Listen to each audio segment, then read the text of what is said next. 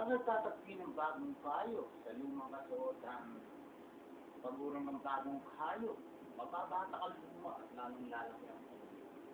Wala rin namang nagsisigi ng bagong alak sa lumang sigilang balat. Sapagkat papuputukin ng alak ang balat, kapwa nasasayang ang alak ang ating sigla. Bagong alak, bagong sigilang balat. Dahil sa pagkasa natin yan, malakas ang ating loob. Hindi tayo tulad ni Moises na nagtalukbong ng mukha para hindi makita ng mga Israelita ang paglipas ng kanilang yaon. Ngunit matigas ang kanilang ulo. Kaya hanggang ngayon nananatili ang talukbong ngayon.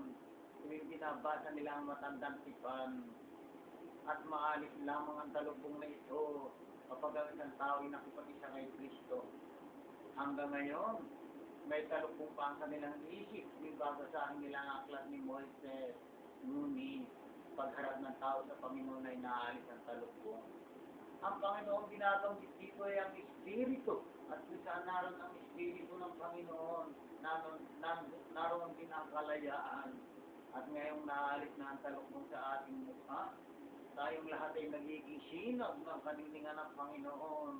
At ang kanilingan na nagmumula sa Panginoon na siyang Espiritu na nagpapabago sa ating anyo upang lalong maging maningning hanggang sa maging mistulang larawan niya.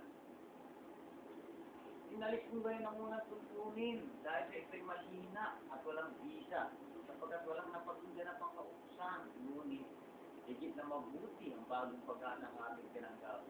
Sa pamamagitan nito ay nakalalapit tayo sa Diyos. Ang Diyos ay hindi sumumpa ng gawin niya sa sacerdote ang iba, ngunit sumumpa siya ng gawin niya sa sacerdote sa Jesus. Ayon sa sinasabi ng Kasulatan. Ang Diyos ay sumumpa at hindi sa magbabago ng isip. Ikaw ay sa sacerdote magpakailanman. Dahil kay Jesus, tayo nakatitiyak sa isang lalong mabuting tipan. Kung walang kakulangan ng unang tipan, hindi na sana kailangan pa ng pangalawa. Ngunit, nakita ng Diyos ang pagkukulang ng kanyang bayan kahit sinabi niya na darating ang mga araw na ako'y makikipagtipan ng panibago sa bayan ng Israel at sa angka ng Juda. Hindi tulad ng pakikipagtipan ko sa kanilang mga ninuno na akayin ko sila mula sa Egypto. Hindi sila naging tapat sa pakikipagtipan sa akin dahil sila pinabayaan ko.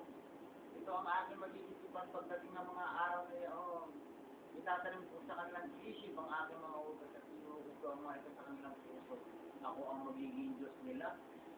Sila naman yung magiging bayan ko. Di nakakailangan iturunin naman sa kanyang kababayan o sabihin sa kanyang kapatid. Darating ang araw, di na kailangan iturunin naman sa kanyang kababayan sabihin sa kanyang kapatid, kilalanin mo ang Panginoon. Sapagkat kilalanin nilang lahat mula sa pinakaabahang sa pinakadakila sapagkat katatawag sa kanila ang kanilang mga kasalanan at lilimutin ko na ang kanilang mga kasamaan. Nasabihin ng Diyos ang tungkol sa bagong tipan. Pinawalan niya ng bisa ang una at anumang nawawala ng bisa at naluluma ay malapit ang mawala.